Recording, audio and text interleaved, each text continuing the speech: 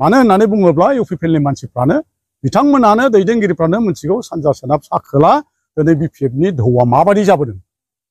सानफ्रामबो हाजार हाजार हेलौ लोगोफोर नोंथांमोनखौ आंनि बे भिडिअआव बरायलायबाय मानो होनना बुङोबा नै दा आं माने बिपिएफनि दा माने मिटिं आरो ना एसे मेल मिटिं जादों मानो होनबा सावरायमोन दा बेनि थाखायनो आं एसे माने भिडिअ लाबोनाय जादों माने जोंहा खाम्फा बरगयारि सारखौहाय माने एसे माने बुंनाय बायदिब्ला सिगां माने बिपिएफआवनो बिथाङा 15 बोसोर खामानि मावदोंमोन ओमफ्राय दिनै मा जानो थांखो बोरै बोरै मा जाखो थिग बेबायदि आरोना नोंथांमोना माने बे भिडिअनि गेजेरजों नुलांगोन नायलांबानो जाबाय आरोना भिडिअखौ जोबजासिम नायबासो बुजिगोन आरोना खोख्लैनो हादोंमोन रायजो राजाफोरनि गोसोआवहाय जे माबा मोनसे हिस्टोरिक मोनसे एफेक्ट जालांदोंमोन दा दिनै नायोब्ला बिथांमोना बै समाव मोनसे हिस्टोरिक एफेक्ट जानायनि उनावबो 12 खानल' माने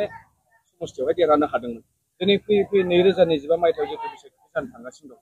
बेवहाय इउपिपिएल पार्टी हिसाबै बिथांमोननि पजिशना माबायदि जागोन आरो बिपिएफ दोलो हिसाबै दिनै नैबे जितु चिरां दुवारनि समस्ति जितु बावैसो जों नुदों जे खाम्फा बरगयारि सारा दोलोखौ नागारनानै इउपिपिएल दोलोआव हाबहैदों जेराव जों खोनादोंमोन बिथाङा मोनसे समाव इउपिपिएल पार्टीनि फारसे जोबोद माने सैथो खोथानि फारसे बिथाङानो गोबां बाथ्राखौ सोराङाव लाबोनानै होदोंमोन नाथाय दिनै बे समावहाय बिथाङा पार्टीखौ नागारनानै थांबाय बे माबाफोर गोहोम खोलैगोन गिबियावनो नोंथांमोननिसिम खुलुमनाय जासिबाय दिनै नैबे हाथिजार दादगारियाव अमेननि मोनसे रिसाफल प्राइमारिनि जादों बे दिनै मेलनि गेजेराव आं बेखौनो फोरमायगोन जे थांनाय 2020 27 फेब्रुवारियाव 27 जानुवारियाव जिथु पिस एग्रिमेन्ट जादोंमोन बे पिस एग्रिमेन्ट जानायाव एबसुआ बाहागो लानानै प्रमद बर'नि दैदेननायाव जिथु पिस एग्रिमेन्ट होननानै जिहेतु मोनसे रादाय जादों बे समावनो जिथु बिसायख'थि जादोंमोन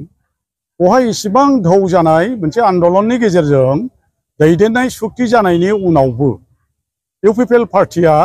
प्रमद बर'नि दैदेननाय इउपिपिएल पार्टीया 12 खानल' दैखांनो हादों माने देरहानो हादों 12आवबो बियो डाबलजों माने बेखौ माइनास खालामोब्ला बियो इउपिपिएल हिसाबै 11थाल' देरहानो हादों नाथाय बिपिएफआ जि हयथ' 15 बोसोर सरकार खालामनायनि जाउनाव रायजो राजानि खाथियाव गोबां हाबाफारि मावनाय जौगानाय हाबा मावनायनि थाखाय रायजो राजाया फोथायनानै एकर्ड जादोंब्लाबो परिबर्तननि स्ल'गाननि गेजेरजों मोनसे ढौ फैदोंब्लाबो बिपिएफआ 17था देरहानो हादों अब्लाबो बे समावहायनो जिहेतु इउपिपिएलआ गोहोम खोख्लैनो हायाखै एबसुनि हेफाजाबाव इउपिपिएलआ गोहोम खोख्लैनो हायाखै नाथाय फैगौ जिथु 2025नि सेप्तेम्बराव जानो गोनां जिथु बिटिसिनि बिसायख'थि बावहाय इउपिपिएलआ बिपिएफखौ फेजेननानै माबा मोनसे पजिशनाव फैनो हागोन होननानै आं साना मानो होनोब्ला बै समाव पिस एकर्डनि ढौजों परिबर्तननि नामाव बिपिएफखौ बायदि बायदि एन्टि इनकाममेन्ट्स फोसावनानै बिथांमोना स्ल'गान खालामदोंमोन अब्लाबो बिपिएफआ 17था देरहादों आरो एबार जोङो 17थानि बादै 2025नि सेप्तेम्बराव जानो गोनां बिटिसिनि बिसायख'थियाव जोङो 26निफ्राय 27थासिम देरहानानै जोङो सरकार खालामगोन बेयो खाथां मानो होननानै बुङोब्ला इउपिपिएलनि मानसिफ्रानो बिथांमोनानो दैदेनगिरिफ्रानो मिथिगौ सानजा सोनाब सा खोला दिनै बिपिएफनि ढौआ माबादि जाबोदों सानफ्रामबो हाजार हाजार जयेन जादों सानफ्रामबो हाजार हाजार गुबुन गुबुन दलनिफ्राय बिपिएफआव जयेन जाफैदों बे हिसाबै बिपिएफआ निस्सय जोङो जेबो सानाखै आरो खाम्फा बरगयारि बिथाङा 14 नम्बर चिरां दुवारनिफ्राय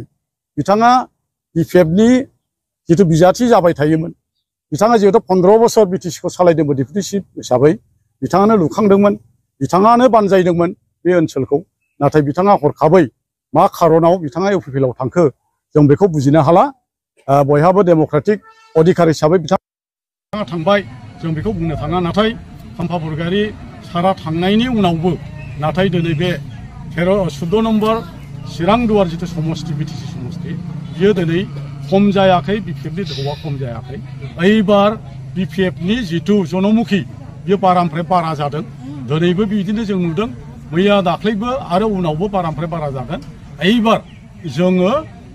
4000 बारा डिफारेन्सआव